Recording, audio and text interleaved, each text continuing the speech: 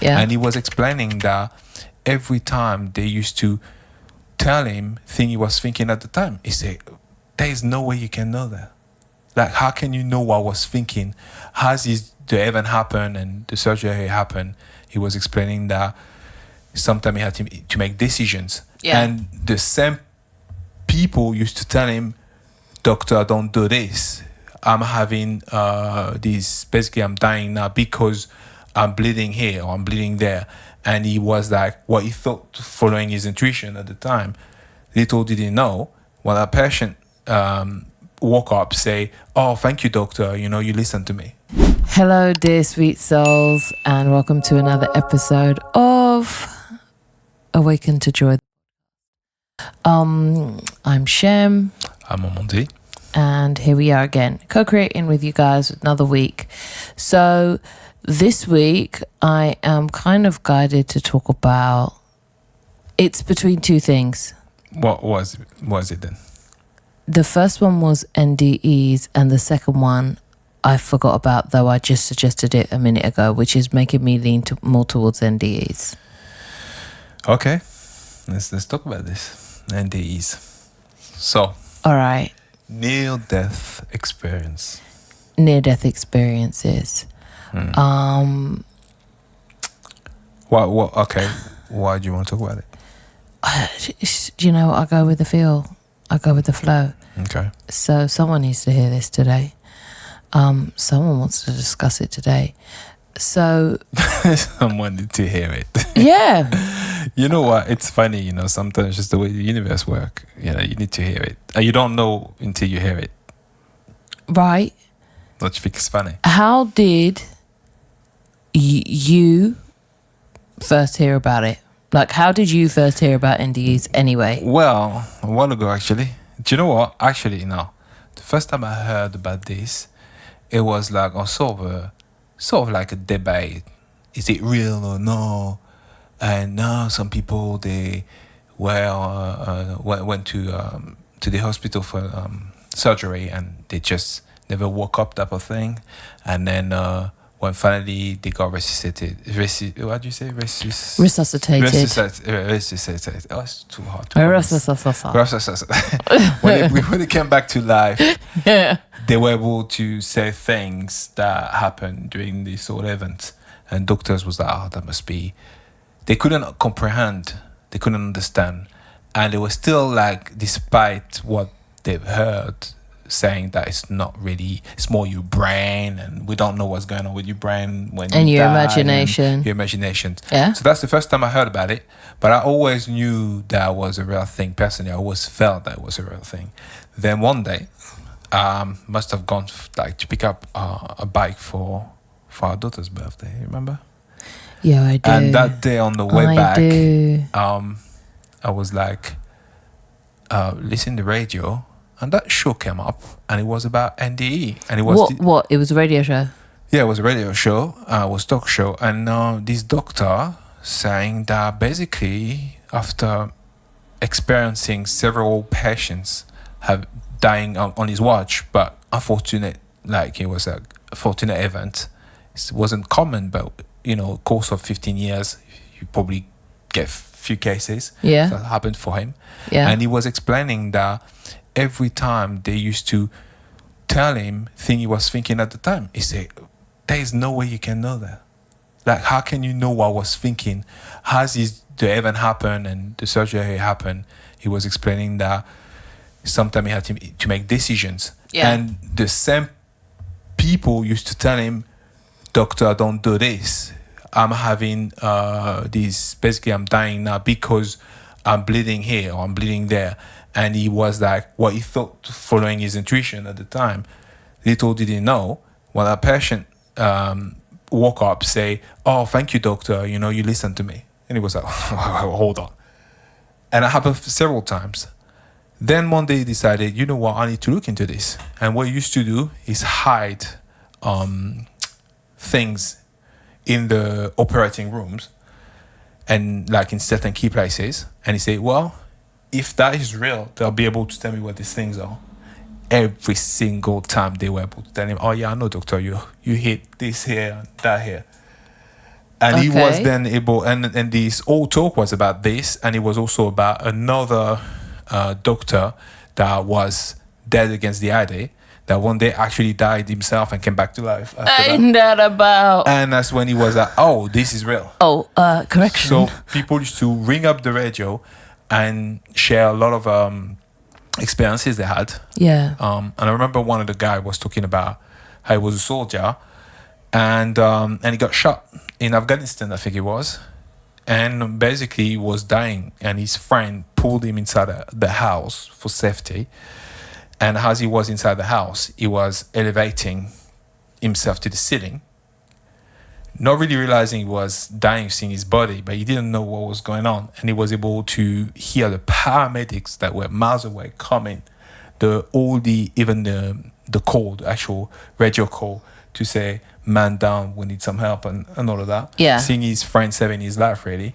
I mean, well, he died. So kind of like, he saved his life. Trying to save his life. Tried to save his life as he was bleeding heavily and that. And then basically he was explaining that all this journey was to say, it was for him to realize that basically he was able to be in multi places at the same time. Mm-hmm. And actually was able to verify every single thing that happened to be true, like seeing the paramedics coming with the helicopter. Everything, being there at the same time, but also in the room at the same time, but basically being everywhere. So people used to ring up the radio actually sharing their experiences. And that's about, how long ago? Probably 5-6 years ago, maybe? That I heard this show, this actual radio that's show. possible, yeah. But since, I think people have opened up about it. Yeah, it's possible, yeah. So that's when really, I've heard a couple of years before that about it, but then really when I really heard about it through this show.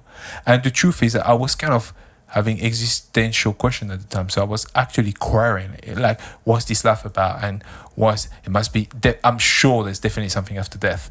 Even though in the religion, they were teaching you one things and stuff like that. I was like, yeah, but that's not it. Yeah, heaven and hell and all of that. But there's got to be something else. There's something. And there is. It seems now a lot of people are aware of it. And what about you? When do you hear about it?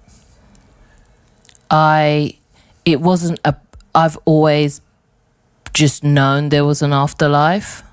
It's just been a knowing.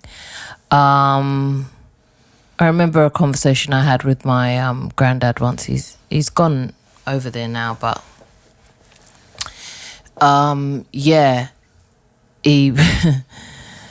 we were talking about the concept of heaven and hell. Right. I think I was about 5 because I remember what house we were living at the time, and I'm just like putting the math together. But yeah, I must have been about 5 and just never believed what they told me about it. I was like, no, absolutely not. Plus, what, the NDE? No, about there being life after. Oh, right. Okay. Like the fact that you just go on. Yeah. And like nothing really dies. And I remember him asking me about like heaven and hell and stuff like that. Yeah. Because he used to really be into politics, and he used to really be into, wrong and right and politics and, what people are doing and wars and, the idea that war is not beneficial to anybody and, this type of thing, yeah? So he was always strong about that. And he was asking me, he said, the amount of, like he was talking one day about, the amount of things they do in the name of war is crazy. And I said, well, I don't think that, I think everyone gets to go to whatever they think heaven is. Right, I understand. Because he said to me, I think these people might burn in hell. If there's a hell, they're going to burn in it. I said, we're already in hell. Yeah. We're already in hell. And he was like, what do you mean, darling? And I said, I'm 5 years old and you're talking to me about people killing each other. The mere fact that I'm 5 and I know of war. How are we not in hell? Yeah, that's... How are we not in hell already? And yeah, that's true. You know what I mean? That was my concept at 5. Yeah. So I just always knew, nah. Oh, you know what? You need to come more over here, actually. Do I? Yeah, I can't really see you there. Sorry. Yeah, there you go. Here we go. So I get what you're saying. Like, okay, you had a notion that it was already... Yeah, and then obviously, you know, people talk... You got church's view on it, which, remember I was saying that they were heavy on the church for us from like 0 to 13, going church, even on Wednesdays and stuff like that for me. But I just always felt like, no, definitely, nah, this can't be it. Like, no way. Absolutely no way. I just knew.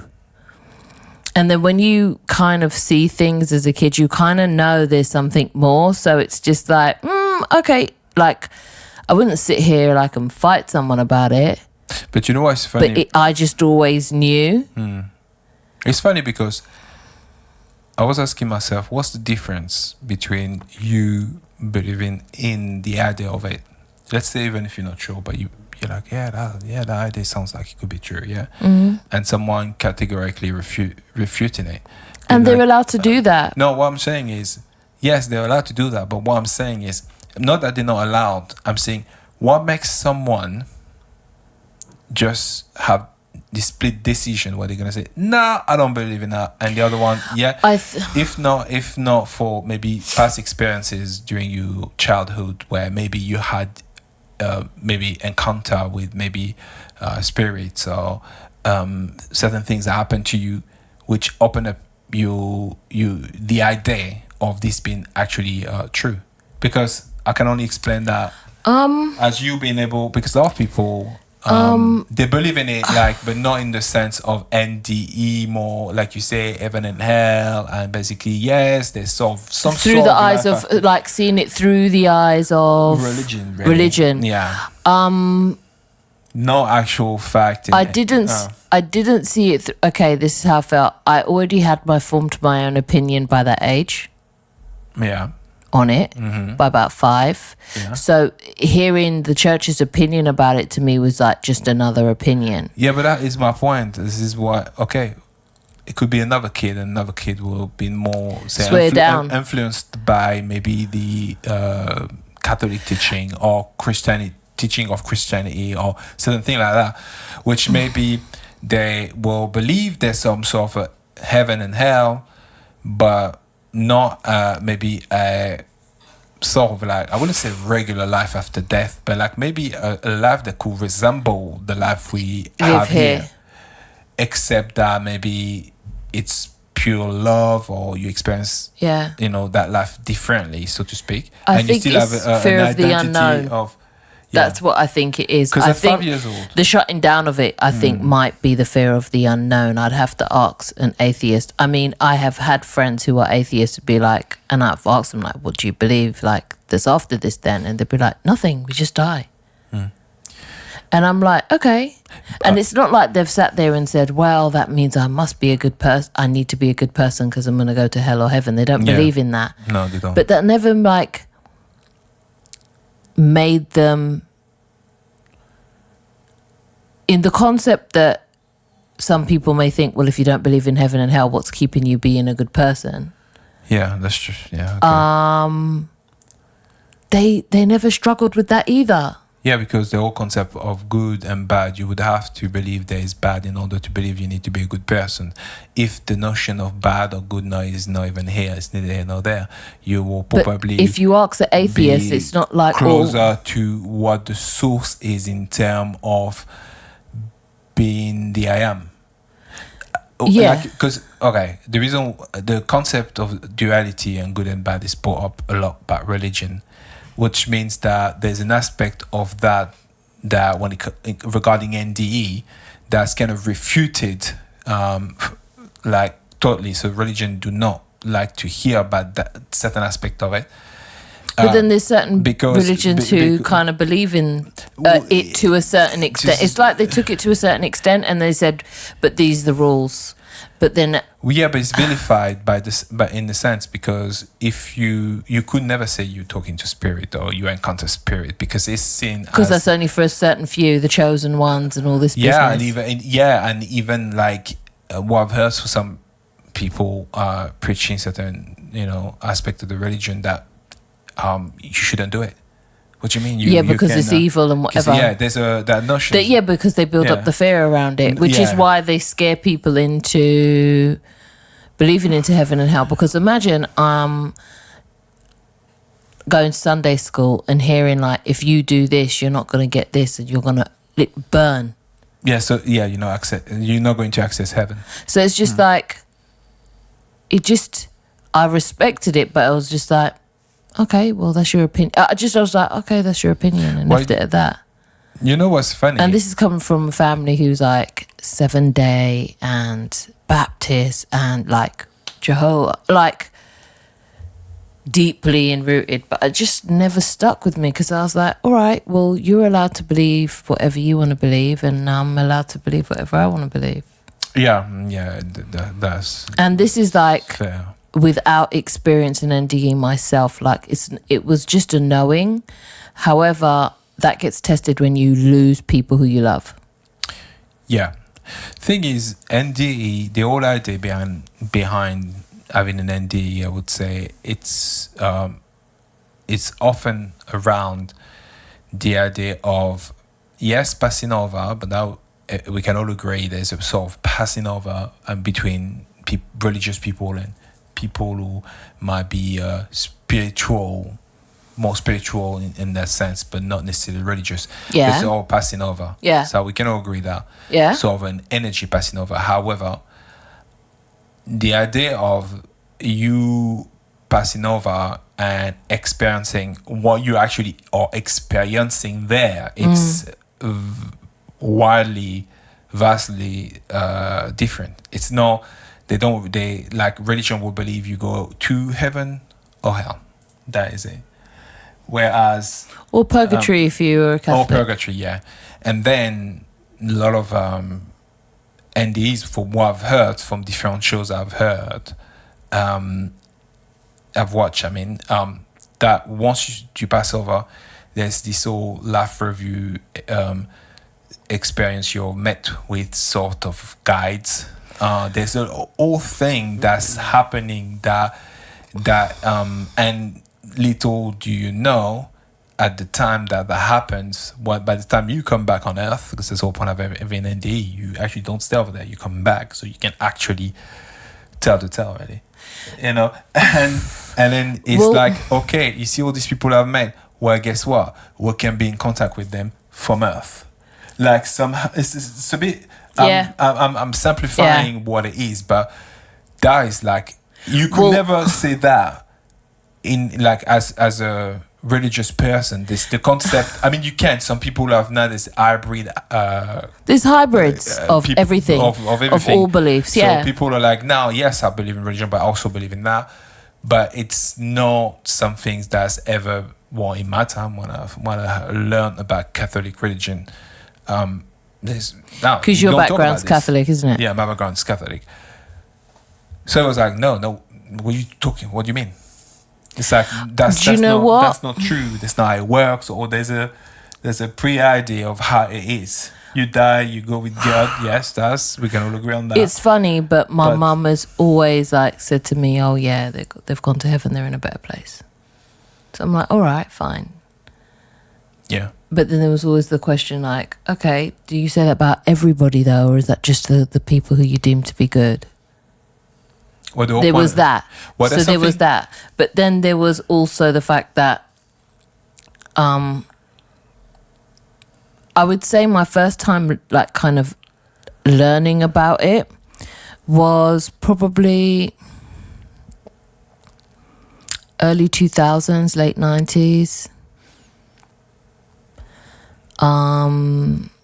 This man had shared his story. He went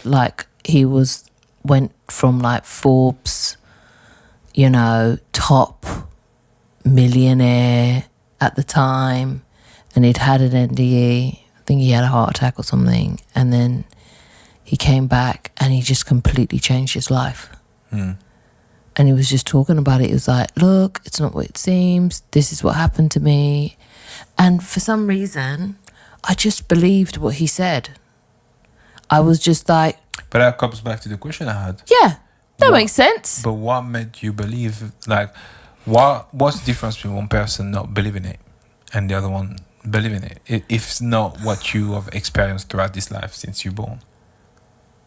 It's just like this inner feeling that, I guess, if it's like any belief, you choose to believe something because you're comfortable with it. You see? You know, you get comfortable with something, so you're just like, oh. Yeah, I understand. Because it's hard to believe something you're not comfortable with.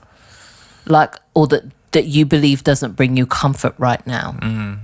Yeah, it's true. You know what I mean? Unless you're just like, well, I only care about the truth. Well, because you don't have to be comfortable with all the truth. I just think that you can only be. But that does help when you're comfortable with it in adopting it as a belief. Right, yeah. Other than that, you're like, no, I don't like the sound of that. I'll forget that. You see what I'm saying? Yeah. Do you know what I mean? Like, yeah, it's true. It's true. But I thought if this man's come back and all he has to talk about is love, unconditional love, and an overwhelming need to be just a better person and to contribute to life and love and helping other people and not just being it, living in his true authentic self, then okay, then that's literally how I took it. But as I said, it kind of like it tests, well, I'm not saying it tests you. I was tested personally when I lost like people who were really close to me. You really just go through this thing where it's like, okay, then let me have a look. Let me have another look at this thing, because it's all fair and well until someone who is so close to you goes, and then now you got to hold down that faith for real. You know what I mean? Do you know what it is? Okay, for me, I think it's been down to the fact that what I've experienced since childhood. The thing that happened, that I've been through, just I was able to be like, yep, there's definitely something else. Well, I knew there was something else, but it's like I thought that that knowing that would kind of stop you from feeling such deep grief when somebody goes. Because you'd be able to be like, well, they've gone to a better place. All right, I'll talk to you on Thursday. But grief can throw you in such a place where you're like, I'm re-questioning all of that. Yeah, I'm just not sure. I'm not hearing anything. The discomfort is in grief, is the disconnections between you and that person when they died, when they passed over. So you feel disconnected completely. So of course the idea of a connection somehow, which come back to what we were talking about the difference between NDE and just believing in heaven and hell, is the fact that a lot of people experienced NDE, and they realized that, well, we've got to stay in touch with the other side because it's just so good. They just are there. And so there's this awareness of you also. It's not so much of a big wall between the life here and what happened on the other side. So it's more of a veil. And they realize that, and you just have to lift it. And then this is the thing, people are scared to lift it, and I think there was a time I was as well, and that was probably why I just kind of just turned a cold shoulder towards the whole entire thing, because you're taught to be spooked out by it. Do you know what's funny? I always was fascinated about it. No, I'm not saying being spooked out about the idea of NDEs. That sits quite comfortably with me. It's about the idea of connecting with the other side, period. And what that means. And it's like, now I take it like, if I'm here and I ask you to call me, you'll call me, right? Yeah, right. If I pass away now, yeah, my body passes away. Yeah. And I come to a dream and I'm like, speak to me. Right. I'll be here in the morning, just chat to me in the morning. Yeah. All of a sudden, oh, God, you're scared to speak to me. And I'll be like, what, me? you're scared to chat to me. Yeah, exactly. That's just You see what? Well- so when I look at it like that, I'm a bit like, okay, I got to be the change I want to see. Because like, if ever I wanted to connect and you were getting freaked out, I'd be like, wow, all right then. I understand it. Yeah. But come on. Do you know, for my personal experience, hearing all these things and whatever experiences I had, I was more fearful with the idea of the I'm going to use a term that I can only describe it that way. The idea of the Russian roulette of death. So like, who's next? It was more like Final destination. Very unsettling for me. Yes, but not exactly. More like, wow, because I want to experience life. I want to do so much stuff, and people I want to leave behind. So more that.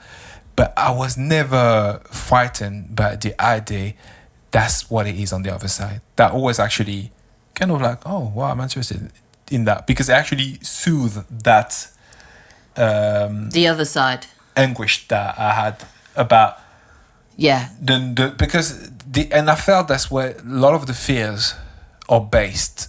It's like it don't get no better than this. you don't know, no, but also dying. You're like, well, if it's just what I experienced on this life, it's like, wow, I need to experience way more than this. I mean, and then like, well, now what, I'm supposed to not die, and then you get into these things where you like, and I don't even know when that can happen, and what is gonna happen, how I'm gonna die. That's more the fearful side of death rather than the death in itself, and more what you're gonna believe behind. Yes, but as far as once you're there, isn't it? So as far as people, the experiences and passing over, and this actually being better there, that's actually something that kind of like, good. That is actually, I was like, I should think so. I was like, and then so I was never really frightened about that. I knew about out-of-body experiences, which is OBEs, because of the idea of being able to see spirits. I just didn't realize that you didn't have to die to have them.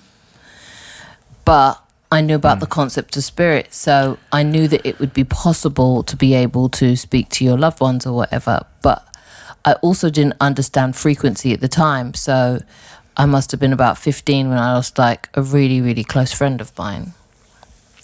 And I just went into immediate deep grief. It was as if I jumped into a pool and never came out. Like, it was deep grief. And I remember my mum suggesting at one point that I go to some psychic fair. She was just like, take your sister, here's a tenner, like, if you can speak to someone, speak to someone. It was like that.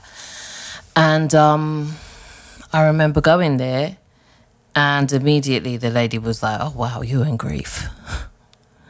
And I was like, how does she know? Like, it was that. But then again, when you do that, you still have these doubt about maybe someone is a mentalist and can read you. There's a lot of things that there's a people lot of use because of the skepticism. As you kind of can just go, and that's what I believe grief did to me. It just threw me into such skepticism, because nothing would do but the past when you are in grief. Nothing will do but the past. And the mere fact that you can't get that back, it's like you're not willing to settle for anything else, especially when you're like in the throes of it. So especially a lie. Don't lie to me. It's true. I'm living full reality here. Like, don't lie to me. But the lady made me aware that my friend was coming and sitting on the end of my bed, and that I was to let him go. Now, mind you, in the throes of my grief, I used to cry myself to sleep every night, maybe for like 3 or 4 months. It would get to the point where it was like, there'd be some nights I'm like, oh, I'm not going to cry tonight. And then I'd be like, yes, I am. And it would be that. But I would feel like somebody in the room. And by this time, don't forget, I'd already told the others to go away. Oh, okay. So I knew it wasn't the others. I just didn't know who it was. I maybe just assumed maybe like my mum's coming upstairs and sitting on the end of my bed. Like just be with me while I sobbed myself to sleep. But it turns out it was him anyway.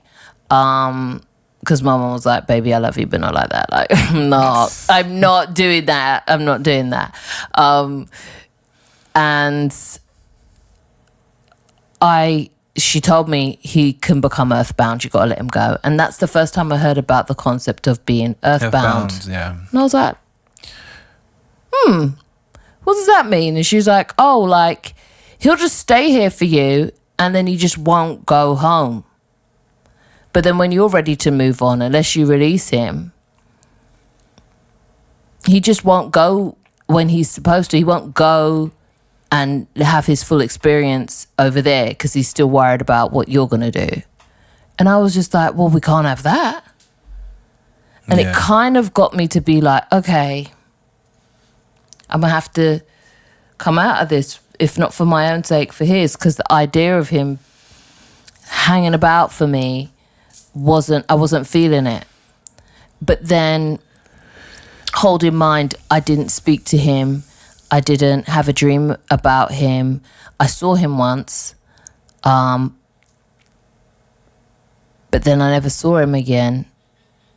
I saw him, walked up to the guy. It was him. I just saw him and he was well.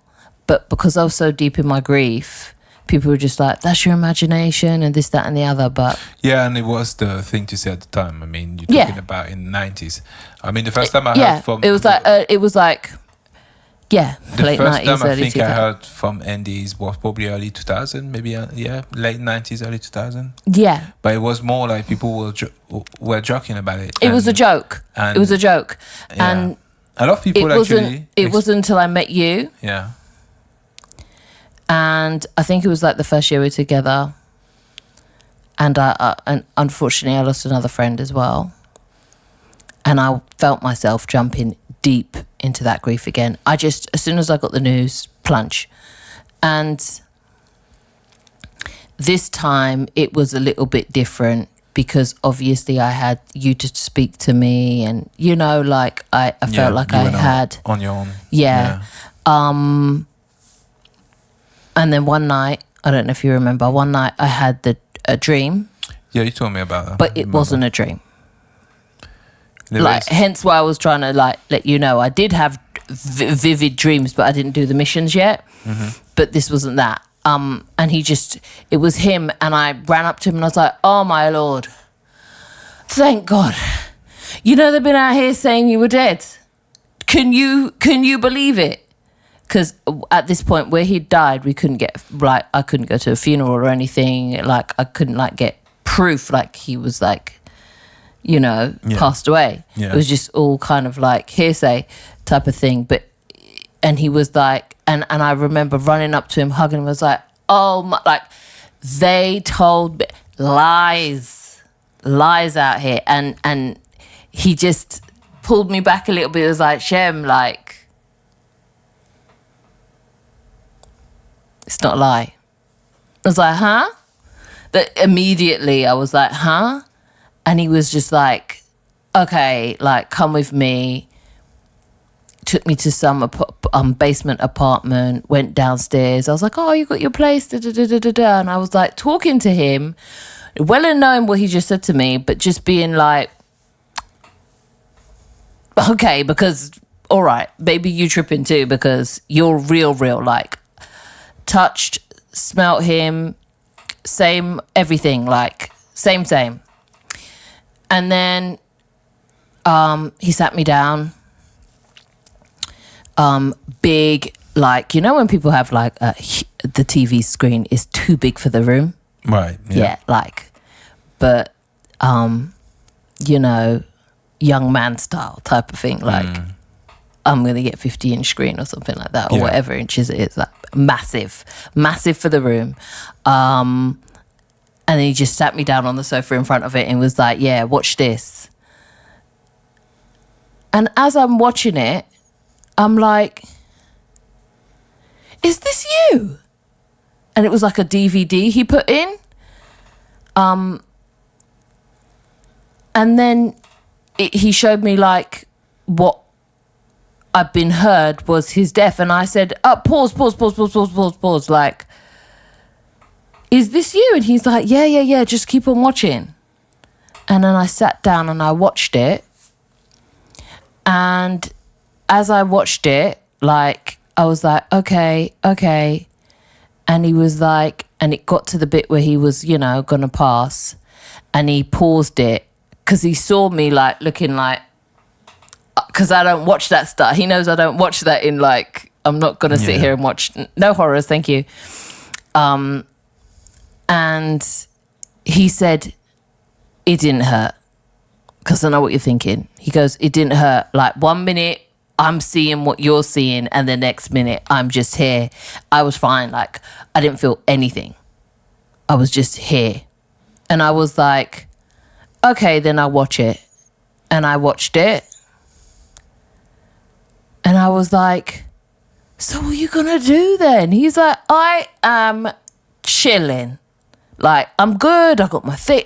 I got this. I got that. And he was just like, listen. I was like, so you're good. You're good then. Like, you're good.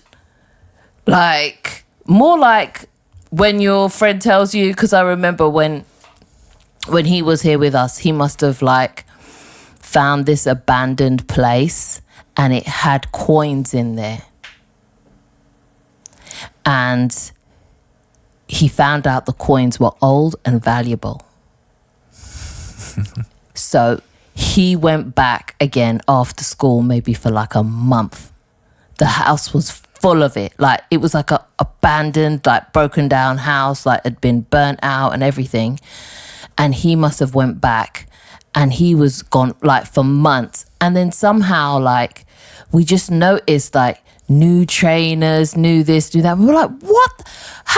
What's going on? Like, what's good with you? And he was just like, I found this abandoned house and it had treasure. And we were like, what? It was like that. Okay, living his best life. He was living his best life, yeah? Right. So it was like, and it was like, no, I was like, who owns the house? Like, you stealing from old ladies? He's like, no, like, this is just like a building. Like, it wasn't even like, it was just had a part that had like a caretaker's quarters. And it was just, I was like, it was amazing for him. Yeah, like, I understand. And it was that level of amazingness he was telling me. And I was just like, so you're kind of like set. And he's like, yeah, I'm good. Like, you ain't got to be like crying and stuff and worrying and stuff and doing none of that. And I'm like, okay, well, then I guess I'll see you when I see you. And he was like, yeah. And then when I woke up, I said, oh my God. Like, I just got off the phone with him to you. Like, I was just like, babe. And I just didn't grieve. So I thought to myself,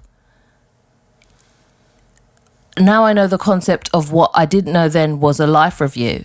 So then now, fast forward how many years, I've forgotten about all of that. Like, I'd not forgotten it, I kind of integrated it, but I didn't really think about it day to day. You come up to me talking to me about NDEs, this radio show you've heard. And then you kind of like sent me a video one day, because, you know, sometimes you'd be sending me texts and I'd be answering, and then sometimes I don't be answering. I'm so sorry, but I live with you. like catch me in the kitchen type of thing, innit? But for some reason I clicked on it, and it kind of like was this guy who had 3 NDEs in his life. Do you remember sending me this? I remember, thing? Yeah. And he spoke about a life review. Yeah. Which is when they kind of run you through everything you'd done, everything that you had said to anybody or felt or thought, and like, how do you feel about that? But like from a non-judgmental type of view. And I was, and some people, like, he explained it like he was watching a movie, and I was like, oh my Lord. He showed me the end bit of his life review, because there was a bit where it was like, is this you when you were a baby? It was like that. And I was like, Oh my God, you let me watch your life review. Yeah, that's what it was. That's such a sweet gift to give me, because what it let me, I can't explain the amount of peace I was in after I had it. All you know is I stopped grieving. I know. I literally went from to just fine. Do you know, the thing is, it's like in my life that I kept on having these thing coming up regarding NDEs, and like for me to actually pay attention to it or be aware of it or stuff like that. Because truth is, I asked questions a lot, existential questions a lot before that. So it's funny like you asked them in private, because I didn't know you. The universe. I guess that's your inner thoughts. Yeah, my inner thoughts. That's what you do when you're on the toilet. Yeah, probably. That was when I was thinking about this, how the universe, it's working. But that's why you're in there for 2 hours. Why? Getting your life together.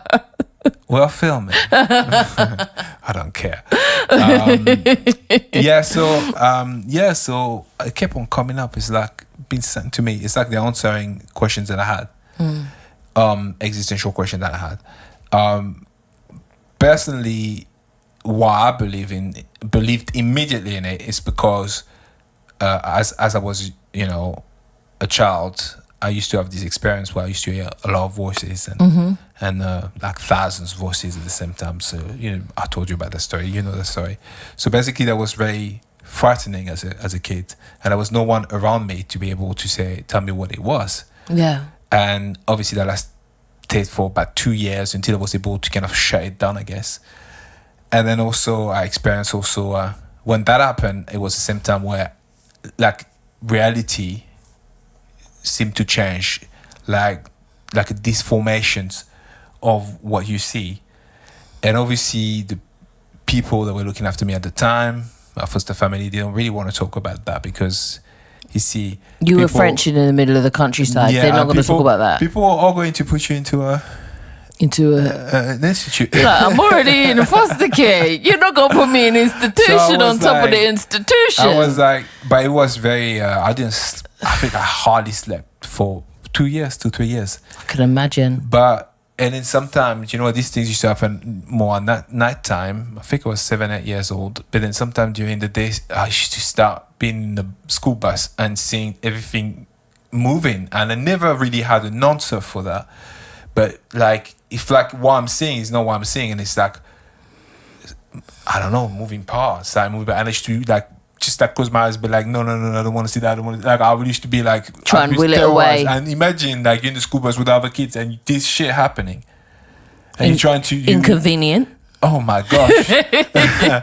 You'd have rather shit yourself and scared as well. And then I knew probably during the nighttime this may come back up, and there was a lot of experience I had like this. So the voices, and then I used to, if I speak to you, all of a sudden what I'm hearing is echoing, there's a big reverberations. Yeah. And I'm like, that reverberation doesn't match the room I'm in.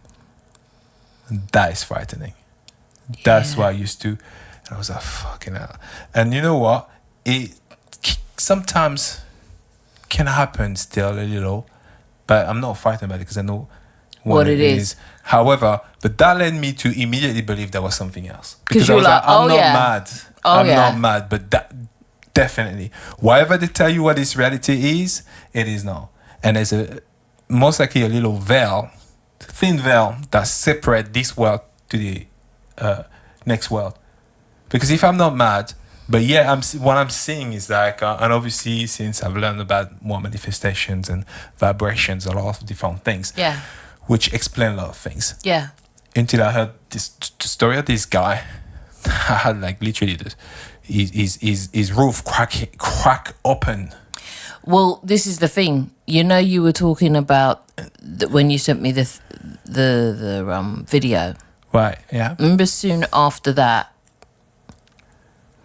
the moth situation with me. Yes. Okay. Do you want to explain what this is about? Or that might take too long. Or can you do a long story short? I'll do a long story short. Isn't this just one continuous story? Right.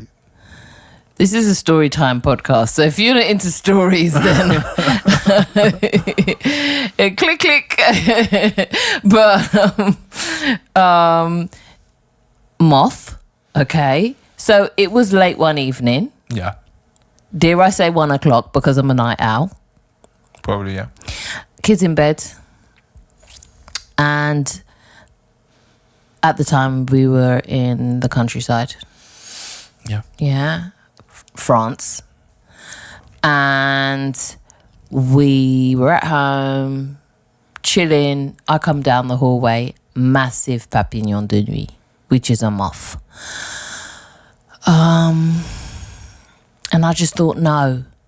Because I was, at this point, I was head of the laundry at that point. And it's something that I was just like, no, I'm done with you. I'm not going to sit here and go back and forth with the bat, because you were chewing through my good stuff. You know what I mean?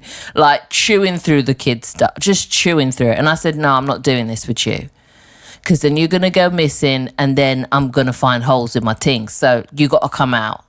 So what I thought is, I don't want to like smash it and do all of that, because in England it's moth, innit? In France, it's papillon de nuit, which is a bit more beautiful, which is a night butterfly. And when you start looking at it like that, you say to yourself, would I kill a butterfly?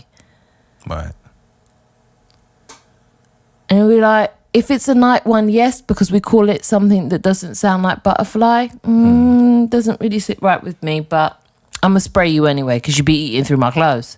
But I thought, I'm going to spray you. The heaviness is going to weigh down your wings. You'll fall, because it was up on a window above a doorway.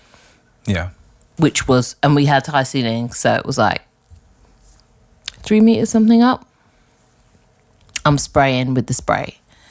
And I'm trying to get it. So it's flying around, but I'm spraying. Yeah? And it wouldn't kind of like get its wings weighed down and like fall back, which was what I was hoping. And I just scoop you up and then I just throw you out the window. Didn't work like that. So I thought, so I'm spraying. And it was like a kind of like a, just water. Yeah, I'm spraying. Window with a little bit of window thing in it. Because I thought, well, I'll clean the window at the same time, innit? In case it dusts off on the window, right? Anyway, ask me why I'm doing that at 1 o'clock in the morning. I should have taken my ass to bed. But I'm spraying. It didn't come. I put the window spray down. I come back in the hallway. It's still not fallen down. So I thought, you know what? If I jump, I could just knock it to just make it move. Yeah? So I go up there and I kind of take a couple steps down the hallway and I jump above the doorway.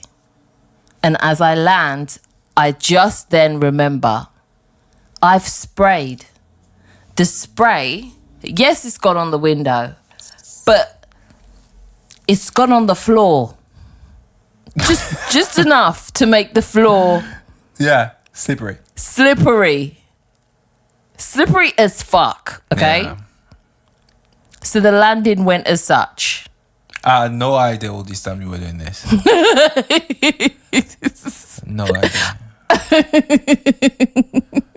So go on, so what happened? You know what? We work together, we live together, we raise kids together, we do everything together, we homeschool together, but we lead still very separate lives as far as that's concerned. People are like, oh my God, I couldn't do that. But I'm busy, you're busy, like... Yeah. You'll be in some part of the house for hours and so will I. Like, it's not even like that. But yeah. So I jump, I land, I stick the landing, and then the landing sticks me. I slip back. And immediately, as I'm slipping back, it's just like it happened in slow motion. Because I was well aware that I was going to, what I felt at the time, die. I was like, I just did the trigonometry. If you jump that high and you land and that fall is you slipping and falling backwards, you're cracking all the back of your skull, girl. Night. Like, goodbye. This is how it happens. Yeah, I remember. Oh my Lord, taken down. And as I'm falling, I'm thinking, wow, death by moth. I didn't see this coming. Like I just thought. Death by water. Serves you right, girl. You tried to take death by water and window cleaner. This is what I had got on the way down. And I thought moth 1, human 0. I thought that as I'm coming down. And I thought, oh my God, this is going to hurt. And then the next thing I knew, I just heard a crack. I didn't feel anything. And then everything went black. And then I was in blackness. I was in blackness, but I was fine. I was fine. My body was fine. I wasn't going through any sort of pain. I could hear everything. I could see everything, but I didn't see it from like people standing over me. I saw myself standing over other people. And I thought, yep, that's it. I saw you like slapping me. I saw you shouting my name. I saw Gregory, our daughter, like waking up and like being like, Mom, are you all right? Like, what's going on? And say, Mom, like. And then I saw you guys kind of like, you know, the bit before you panic, but it's like you had made the decision that you weren't going to have me die on you with these pick me in the house. You were like, no, yeah, if I have to slap the bejesus out of you today to get you back out here, you're coming back. Like, it was like, yeah, so you came back. And then I was like, oh, they're putting me on the bed. And then I thought, it's not really a convenient time for this. And just as I said it, I opened my eyes, and then I was sitting on the bed, and you were in front of me, and I was like, oh. And then I started laughing, and you guys were like, it's not funny. Like, you were out cold. And I was like, I know I was. And I never quite, at the time, I never understood it, because all the NDEs you told me about, like, yes, they'd had out-of-body experience, but I didn't even think about it like that until days after, when you kind of both sat me down and you were like, we need you to never do that again. You were not here. We picked you. You were limp. We picked you up. And I said, I know you did. Like, I saw the whole thing. Like, and then that's when I realized, like, oh my God, there was nothing. It was just like me. It was just like blackness and then me. I think you had no BE. And then I think out of body experience. I did. And then I got scared because I was like, hang on a minute. Where was my white light? Because I didn't get one. And that's when I started being like freaked out about it. And I was just like, oh my Lord. Yeah, that's because you didn't know enough about it. I didn't know enough. I didn't know about what the void was. Yeah, and also I didn't. Could be the void, but also remember there's also that thing where out of body experience. Your soul is attached to your body. There's a cord, and temporarily you could have an out of body experience, like you say, like an OBE, but if your body functions on there at the particular time, you out of your body and your body's not functioning for the time being, because when you have an impact on the head, your whole brain rattle. Oh, shook. It's the same thing when you get knocked out. You know what you see? You see these guys or these girls when they do boxing and they get knocked out. Toes are curling, everything, they go straight into a sort of like, it looks almost as a trance, but it's not. Yeah. It's just the function of the body. It's like, when it's buffering, it's not. Oh, I was buffering all right. It's like, and on top of it, I'll tell you another thing. For the pain, the body has in a mechanism where the soul body, where they may just project you out of the body for a while and back, which you might not be on a realm yet Like I mean, was, I think it was just like a favor. between. Like, But yo, be I'm like- gonna check you out because this one's gonna hurt. And I was waiting for the pain to kick in, and it just didn't. It just wasn't there. That crack you put just yourself in didn't. a temporary coma, because this is why they do induced coma. It's exactly that. Often some people, when they get some people get into a state where they're in the coma and they get all experience, so they're in another realm. But there's also the experience where they induce it, they don't remember necessarily anything, they're in that space. There's different space in between realms. So I guess you were projected out of your body for the time, so you can't feel the pain. But I was good though. Nothing to fear. I was good. Like, I was even better. Like, better than whoever was on the floor. I was like, ooh, girl. It was like that. I was like, it was. That was silly. I thought silly, Billy. Yeah. Look at you now. It was. I don't think it was silly. I think it was serious at the time. You still say that till this day. I was just like, look what you've done. Why were you out? What were you doing up at 1 a.m? I remember them the next day telling like my friends about it, and they just was like, why were you up? Why were you even up? What are you doing? Chasing moths, babe. I don't know what to say to you. But in that experience, I no longer I understood when people said like, you're not going to feel the pain. Yeah. And I was like, oh, so that's true. Like, you're like, no, because I didn't. And trust me, I was waiting for it. It was like anticipating it, but it just went slow motion. And then I just saw the fall, but didn't experience the fall as in the pain of it. Yeah. Yeah. I was like, well, thanks for that. But when I hear about ODEs and NDEs, OBEs and NDEs, I'm just like, there's something. Yeah, or definitely. There's something.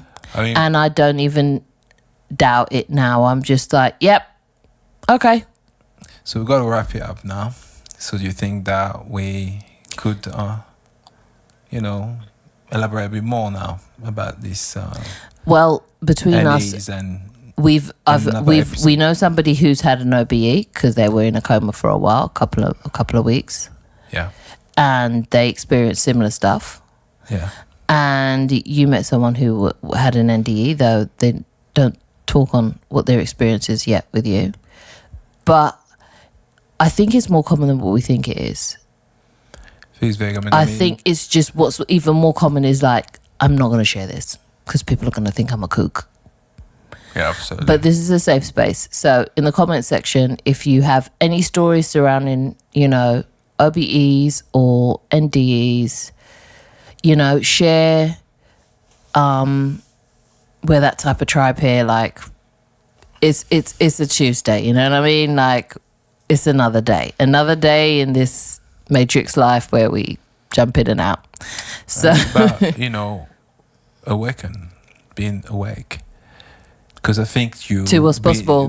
Being here, you are asleep first, and then you awake. Only a few of us come here, awaken. So this leads to more joy. Just the fact that you will process life and death differently. If a loved one dies, you will be able to, I believe, to have more understanding and able to process it for what it is really. Row your boat. Yeah, gently down the street. Why do you say the street? Well, there's not the street. It's the stream, boo. The stream, sorry. It's the stream. I'm gonna let you off the hook because no, you're not. You're not. I've heard you with the kids, and I'm like, it's not the street, Daddy. Daddy's got it all wrong. It's not the street. It could be the street. It could be whatever you want it to be. Yes, I don't know why. I know it's a stream, but I don't know. Oh, street. It comes out. Merrily. Yeah. Life is but a dream. Exactly. All right. Cool. All right. All right then. So until next time, thanks for the co-creation.